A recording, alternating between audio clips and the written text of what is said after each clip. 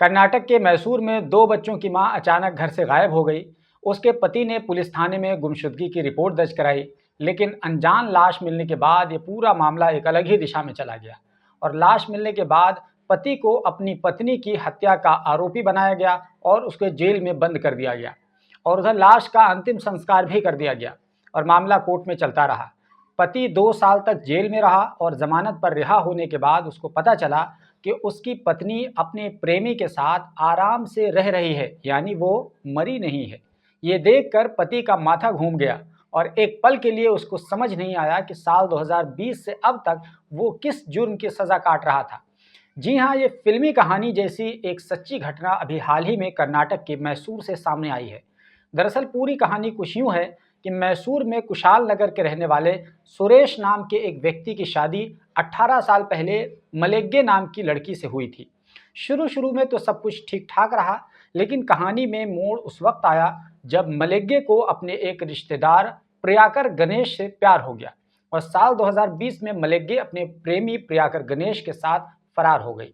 जब मलेग्गे शाम तक घर नहीं लौटी, तो मलेग्गे के पति सुरेश को लगा कि शायद उसकी पत्नी कहीं गुम हो गई है, जिसके चलते उसने पत्नी की गुमशुदगी की रिपोर्ट दर्ज कराई।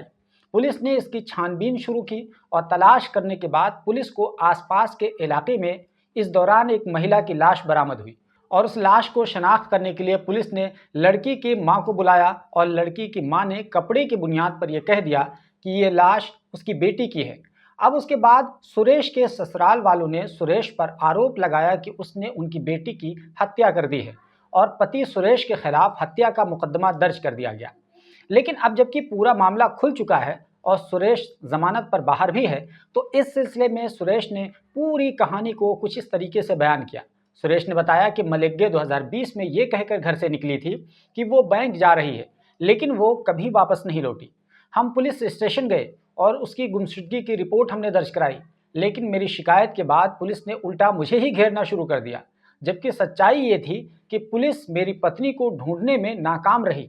उसके बाद 2020 में बटाडापुरा में एक अनजान लाश मिली और उसी लाश को मेरी पत्नी की लाश बताकर मानकर मुझे हत्या का आरोपी मान लिया गया और मुझ पर केस दर्ज कर दिया गया। सुरेश ने यह भी बताया कि मुझे अपने रिश्तेदार गणेश पर पहले ही से शक था और इसी शक की वजह से मैंने गणेश को फ़ोन भी किया था। पहले तो गणेश के फ़ोन की घंटी बची, लेकिन बाद में गणेश ने अपना सिम बदल लिया और फ़ोन बंद कर दिया। सुरेश ने उस वक्त के हालात को मीडिया में बताया और कहा कि मैं डर चुका था, क्योंकि मुझे समझ आ चुका था कि मैं पुलिस के शिकंजे में हूं और पुलिस अपनी नाकामी का ठेकरा मेरे सर पे फोड़कर मुझे हत्या के केस में फंसाने की कोशिश कर रही है।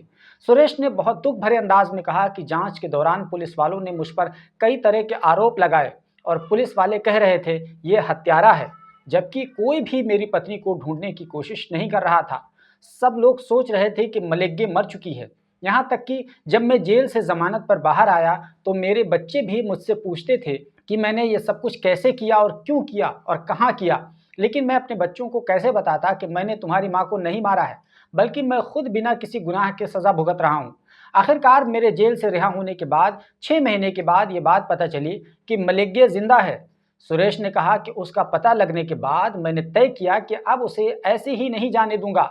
सुरेश ने दोनों के पकड़े जाने की घटना बताते हुए कहा कि 1 अप्रैल 2025 को मलेग्गे और उसका प्रेमी गणेश एक होटल में डिनर कर रहे थे और मेरा एक दोस्त किसी काम से मदकेरी जा रहा था और उस वक्त उसने मलेग्गे और गणेश को एक साथ देख लिया। फिर उसने उन दोनों का वीडियो बनाया।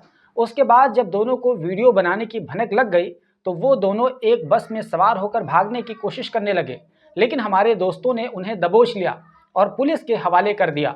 और अब सुरेश जेल से बाहर और उसकी पत्नी, उसका प्रेमी जेल के अंदर हैं, यानी पहिया 360 डिग्री घूम गया है।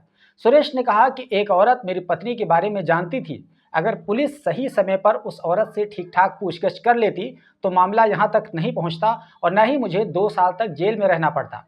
सुरेश ने जेल जाने और जेल की ज़िंदगी के बारे में बताया कि जेल में रहने से मर जाना बेहतर है, वहाँ रहना बहुत मुश्किल है। मैं केआर नगर जेल में 2 साल रहकर वहाँ की तकलीफ़ें बर्दाश्त करता रहा।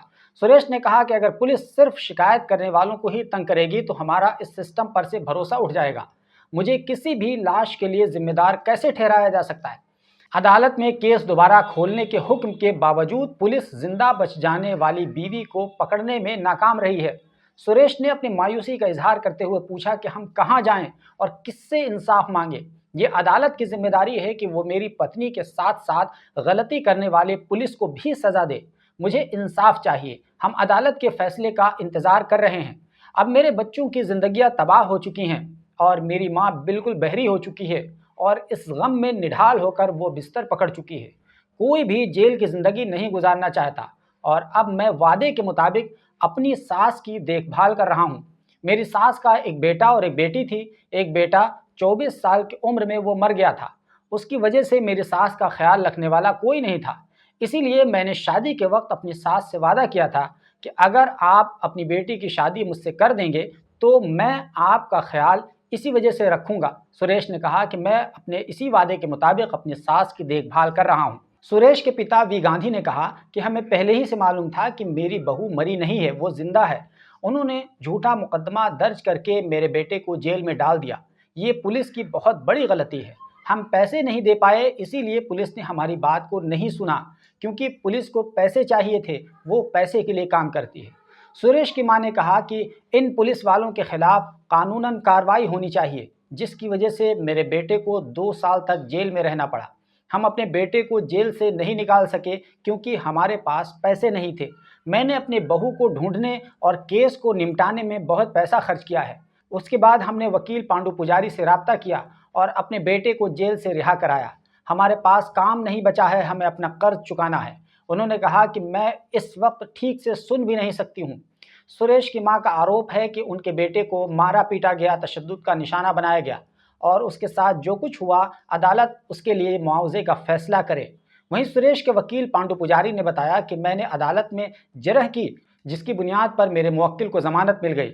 बादशाह सुरेश ने मेरे साथ कुछ अहम जानकारी शेयर की। उसने बताया कि मेरी बीवी अभी जिंदा है। उसने उसे बताया कि वो किसी और आदमी के साथ रह रही है। मैंने ये मामला अदालत के इल्म में लाया, गवाहों से जिरे हुई तो एक एक करके सारा सच सामने आ गया।